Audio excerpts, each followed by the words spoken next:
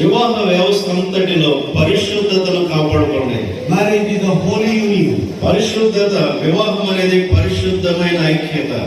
Otherwise, your family will be shattered. లేకపోతే కుటుంబం అనేది భంగం అయిపోయి Defilement can come to the husband, or defilement can come to the wife also in the family. కుటుంబ జీవితంలో భర్త ద్వారా, భార్య ద్వారా, ఎవరి ద్వారానైనా అపవిత్రత ప్రవేశించే ఆస్కారం ఉంది. So maintain secrecy, holiness, chastity in your married life. కాబట్టి మీ వివాహ జీవితంలో పరిశుద్ధత, పవిత్రతను కాపాడుకోండి.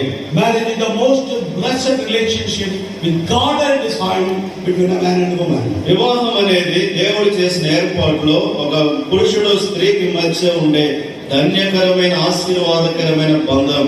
Become a blessed family, enjoy it, glorify the Lord, edify the church through your married life. మీ వివాహ జీవితం ద్వారా ఆశీర్వాదకరమైన జీవితం జీవిస్తూ సంఘానికి